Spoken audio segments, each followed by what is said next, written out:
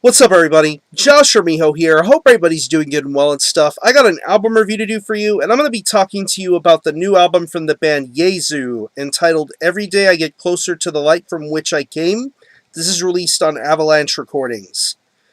Now, if you're not too familiar with this band, it's based out of Birmingham, England, in the UK, and honestly, this is one of those bands that definitely doesn't want to have a label tied specifically to them. It's almost difficult to describe this band's sound. On one end of the spectrum, you can consider this to be maybe an industrial band. Or in some cases, you would consider it to be post-metal, or post-rock, or drone, or shoegaze, or even doom or minimalistic music. This project has honestly had so many different musical styles and ideas and thoughts behind it, and over the last decade plus or so has delivered some incredibly monumental music. This is the project of a guy by the name of Justin K. Broderick, whom you may best know as one of the original members of Napalm Death during the mid-80s, and then going on to form the band Godflesh, which, in my opinion, is one of the greatest pioneers of industrial metal and pretty much released one of the greatest albums of all time, metal or industrial, with Street Cleaner. Just some amazing stuff. Since that time, he went on to form a project called Jesu, and in doing so, he has created so many great albums and EPs. I mean, when I think of Jesu, first couple of things that come to mind would be the first couple of albums, the self-titled and Conqueror, to even great EPs like the Heartache and Dethroned EPs, Opiate Sun, and the Christmas EP from 2010. Going back to the full lengths, you had Infinity, which is another one of my personal favorites. It's just one long continuous track, but yet it works incredibly well. And then we get to 2011 with the fourth full length from this band, Ascension. Looking back in retrospect, while I still enjoy that record, I honestly felt it was a bit of a letdown compared to what Jesu has put out in the past. And going into this new album, I honestly didn't know what to expect, because when you go into an album from Justin K. Broderick, you have no idea what to expect. You could expect twists and turns that you don't see coming. And with this particular album, he basically is reverting back to being a one-man band, pretty much playing everything except for some occasional orchestration. Yeah, but here we are with the fifth Jesu record. It's 5 tracks, and it clocks in at around 42 minutes in length.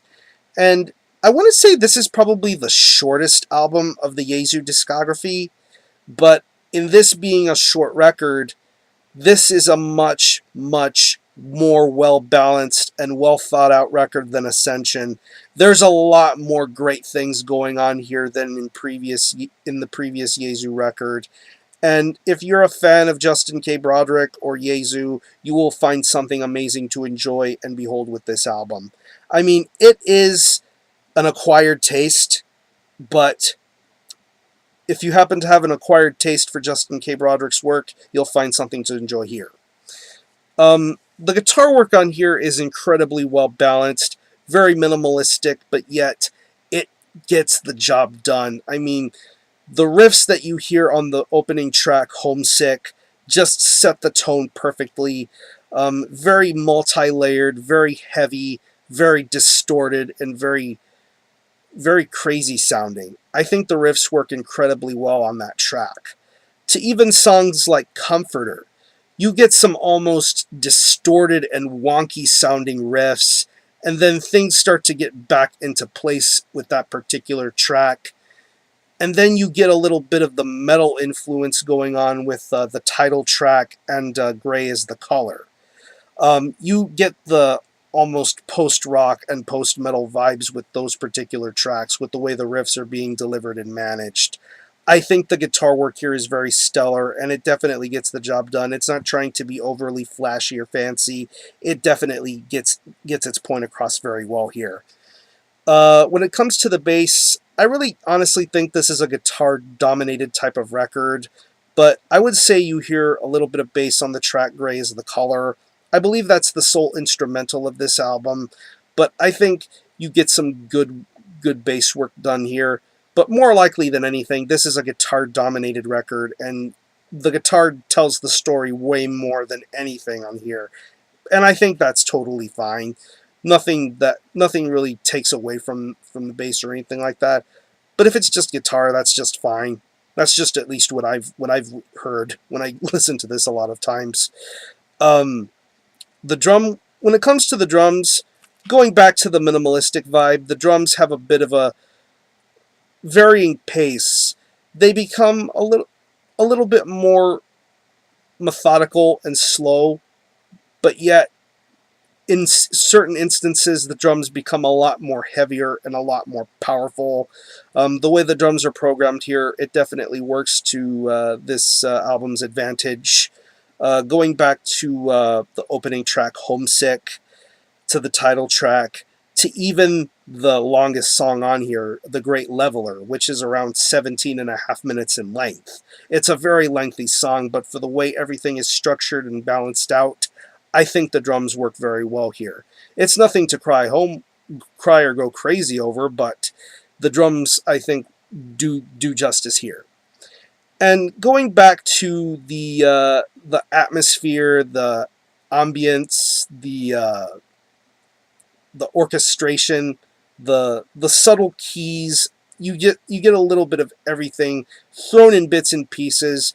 Going once again back to the song Comforter, you hear that very well and very obviously placed, but yet I think it works very well. And going again back to the Great Leveler and Gray is the Color, the orchestration and the keys and just the overall sounds and effects, it really does make this album a little bit more of a euphoric, atmospheric type of listen. Something very special, I'd say. And going to the vocals, it's the typical Jesu vocal delivery, very emotional, very sorrowful. Justin's crooning is as typical sounding as it would be on a normal any kind of Jesu record, but the way he delivers it here, it's a little bit more powerful and a little on the, I don't know. It's almost hard to describe.